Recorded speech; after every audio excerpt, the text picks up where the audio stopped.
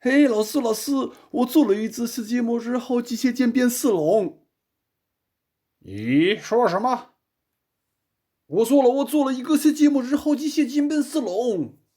你说什么你呀？I made a postapocalyptic mechanical Stegochameleon.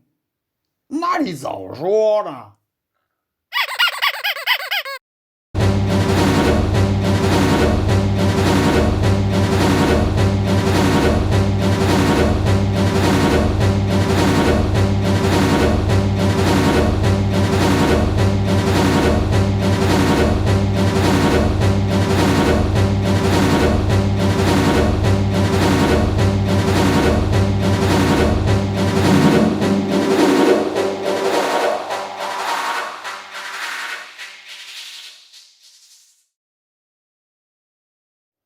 ！The idea for this project came to my mind a very long time ago, simply looking at this correcting tape plastic case. I got inspired by its shape that resembles a drop, and I knew I had to do some sort of a mechanical Stegosaurus with it. Well, first of all, I made myself a template of the creature using cardstock and iron wire. I wanted this Stegochameleon to be placed on a small post-apocalyptic diorama. I imagined the creature coming down from a broken tree branch in a threatening but cautious manner.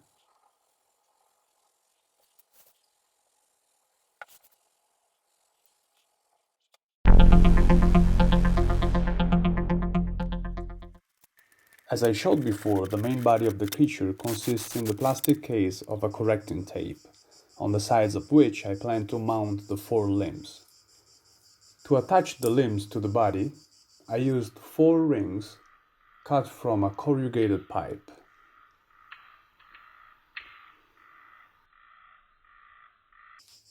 I made the first articulation of the limbs using the bottom part of the rollings, which are collectible little characters from the Star Wars saga that by now have been coming in many waves, and I'm pretty sure they are an Italian exclusive gadget.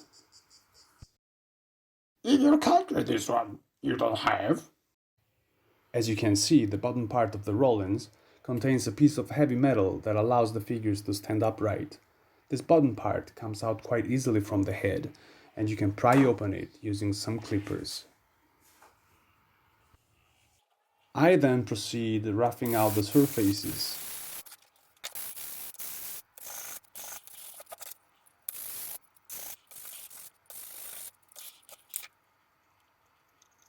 Drilling the holes for the limbs.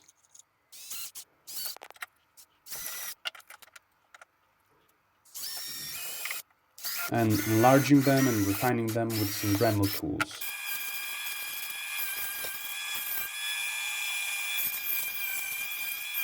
And now I'm finally ready to stick everything in place.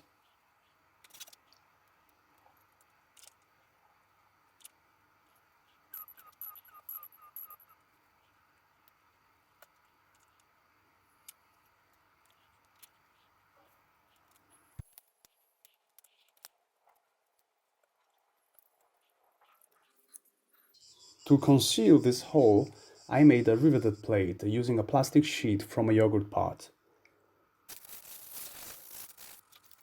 Plastic sheets you can cut out from yogurt pots are very versatile if you, like me, when making your builds, want to stick to trash as much as possible, instead of buying styrene sheets and things like that.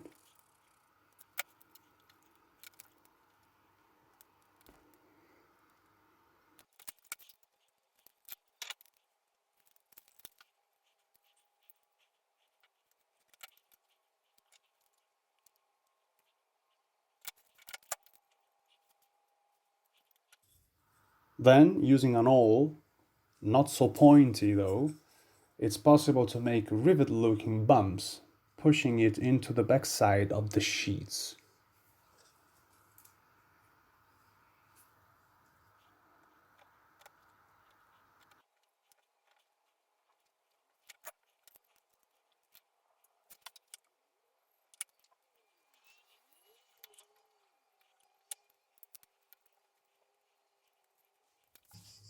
It is now time to use my beloved zip ties to add some details to the model.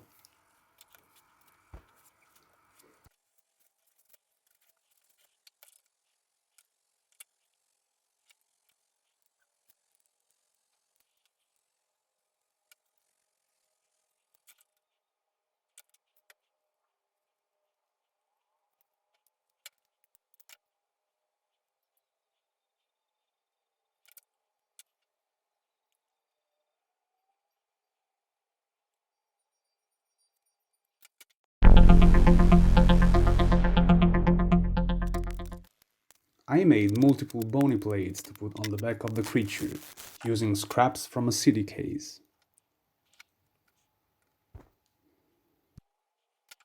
With a file, I made some pegs at the bottom of every plate to insert them easily on the back of the creature.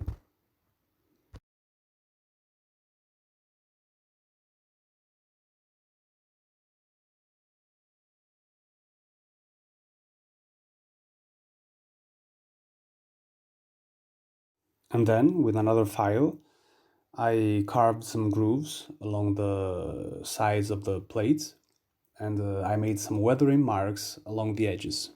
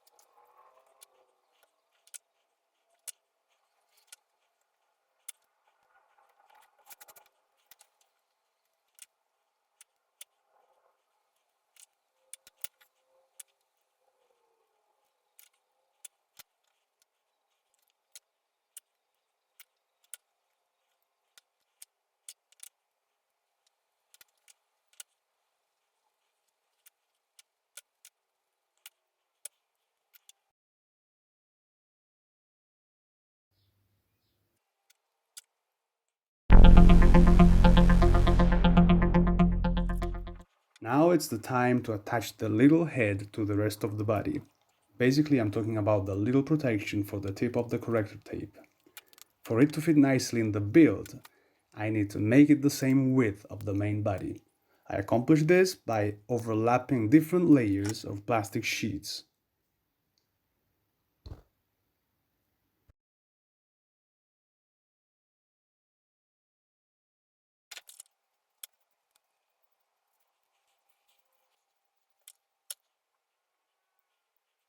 Again, if you feel like sticking to trash to make your build, you'll find shampoo bottles and stuff like that, a nice source of decent plastic. Basically, I'm talking about high-density polyethylene, one of the most common plastics you can come across nowadays, since it's mostly used to make containers for a great variety of products.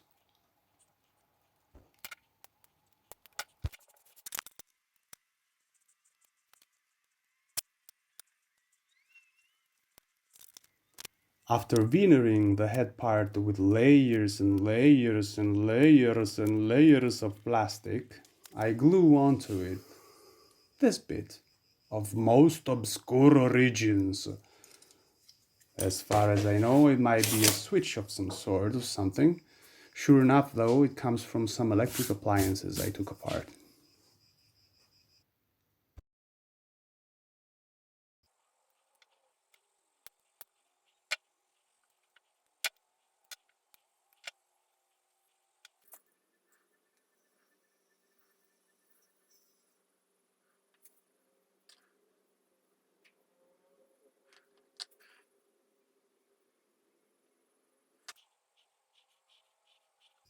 I think the zip ties are able to really add something to mechanic, futuristic builds like this one. Am I the only one that finds zip ties awesome? I always get the back of my zip ties sanded real nice.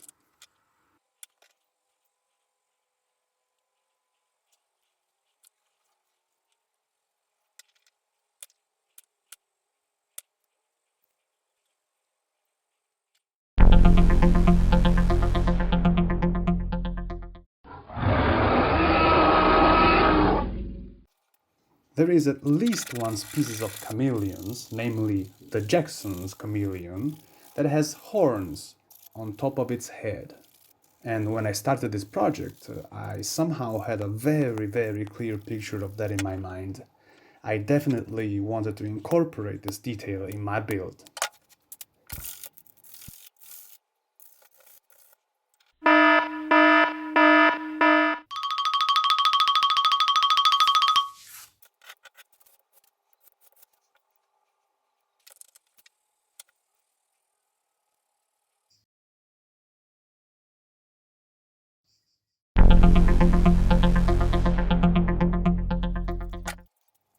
Both horn and dewlap are made from pieces of thick plastic from a TV case.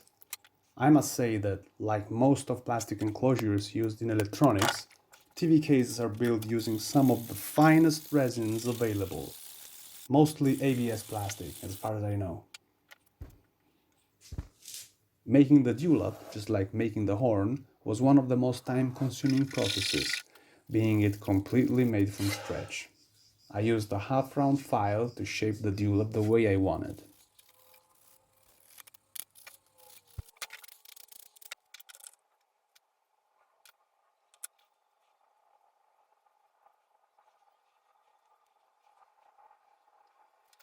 I think that dewlap and horn both added a great deal to the final look of the creature.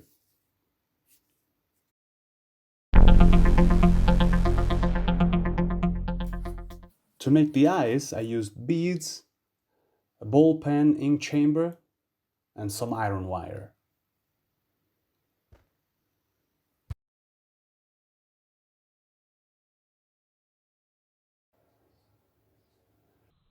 Well, the idea here is that the creature has got two laser cannons on top of its head, designed to be similar to chameleon eyes, free to move in all directions independently, capable to spot at once every potential menace.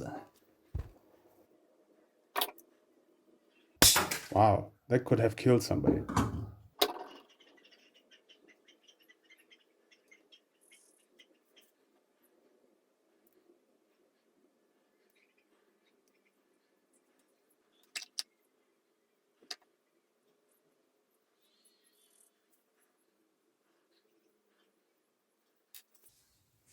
I then used a fake Lego Technic axle pin for the detail at the end part of the eyes.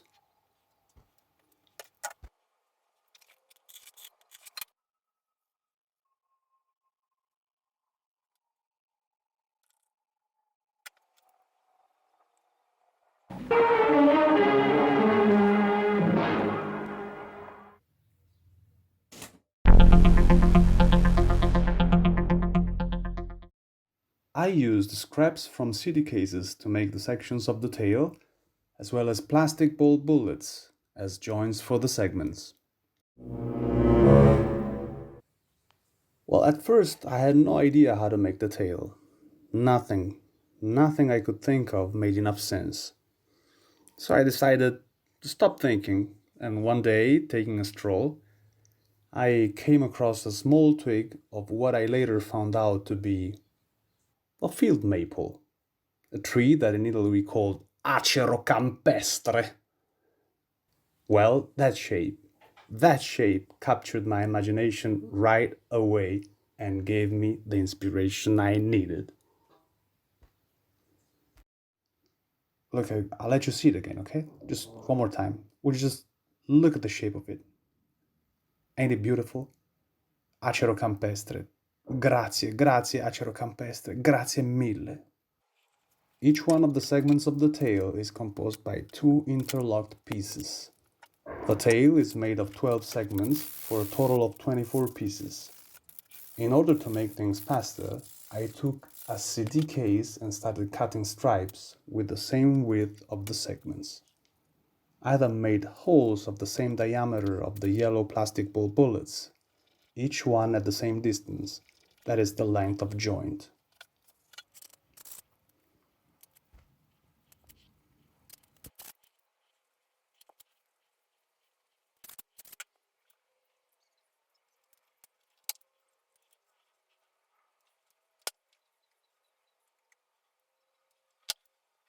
Then I cut the pieces and I made cuts on each and every one of them to make them able to stick together. Using a saw tool,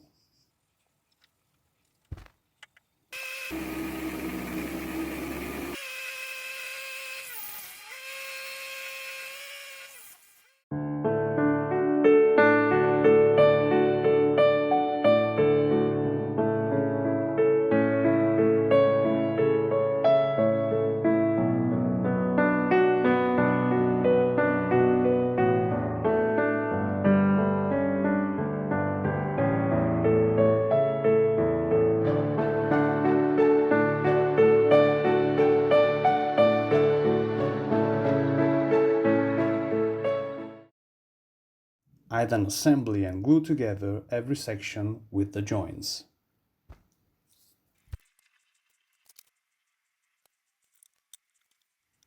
It is now time to make these sections look a bit more organic.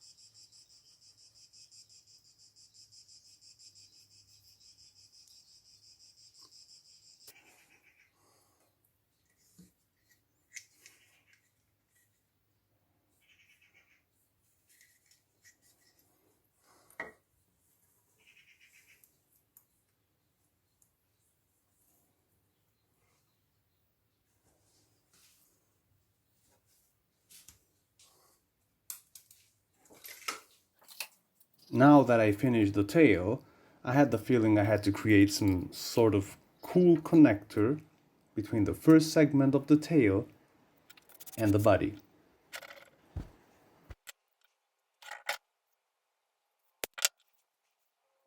With a couple disposable forks, I solved the problem, creating a tail connector.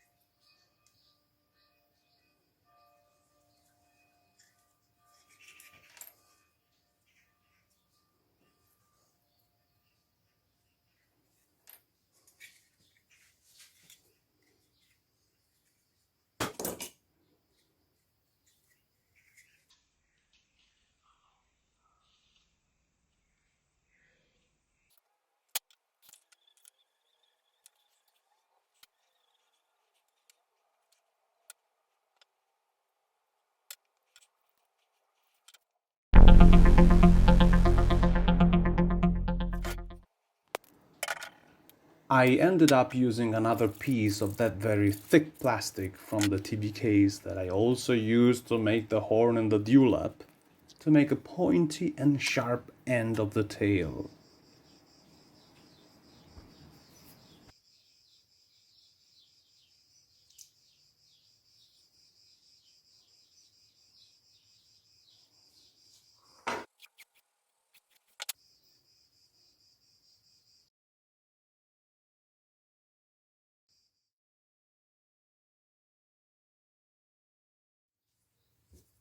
And then I used another disposable fork to make the tail spikes, iconic features of the Stegosaurus.